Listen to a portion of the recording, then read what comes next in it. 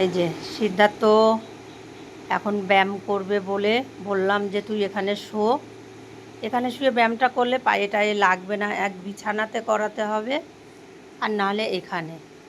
দুদিন করিয়েছি আমি, পাটাগুলো একটু ব্যথা ব্যথা হয়েছে, কয়দিন ব্যথা হবে তারপরে আবার ঠিক হয়ে যাবে। ফ্যান চালিয়ে নিয়েছি আমি।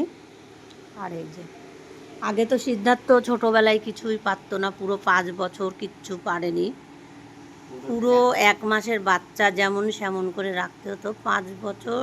হ্যাঁ, কিন্তু যখন 3 বছর মনে হয় বয়স তখন ব্যায়াম করানো হতো, তখন আমি নিজে দেখে দেখে অনেক শিখেছিলাম।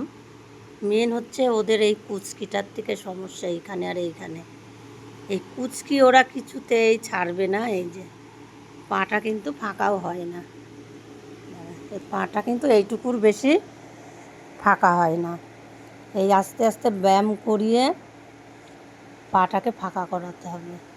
হাঁটাতে পারবো কি না জানি না, তো আমার ইচ্ছা, মনের জোর হয়েছে যে ওকে ব্যায়াম করিয়ে অন্তত ও তো পা ভেঙে বসে, তো চেষ্টা করব আমরা যেভাবে বসি কোনো রকম সেইভাবে বসানোর। তো সিদ্ধার্থ মেন ব্যায়াম করতে চায় না, লাগে তো সে তো সবই বুঝি। তো আমি অনেক কয় বছর ব্যায়াম করিয়েছিলাম, যে তাই ওর ঘাটটা ঠিক হয়েছিল, একটু পাটা ভেঙে বসতে পারে। আর চিত হয়ে শুতে কিন্তু ওর প্রচণ্ড ভয়, মনে করে যে পড়ে যাব, এ ভয়েতে আরও শেষ। তো ব্যায়ামটা আমি এখন করানো দেখাতে পাচ্ছি না, এখন করাবো। নাইটি পরে আছি, এখনও তো বড় হয়ে গেছে, ব্যায়াম করাতে গেলে অনেক রকম।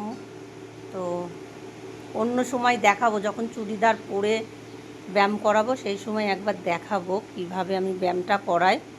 তো এখন আমি ব্যায়াম করাবো, ঠিক আছে? রেডি? হাতটা ওইদিকে টান করতে দেখি, পিছনে আরও টান করো। তো পরে এক সময় আপনাদেরকে দেখাবো ওকে আমি কিভাবে ব্যায়াম করাই। হাঁটাতে পারবো কিনা আমি আবারও বললাম, কিন্তু আমাদের মতন করে ওকে বসানোর চেষ্টাটা করব। মেন সিদ্ধার্থর কোনো ইচ্ছাই নেই যে আমি হাঁটি কি কোনো কিছু, এই নিজস্ব ইচ্ছা না থাকলে হয় না। আর জানি এটা জন্মগত, ভগবান যদি না কিছু করায়, কোনো মানুষের সাধ্যও নেই কিছু করানোর।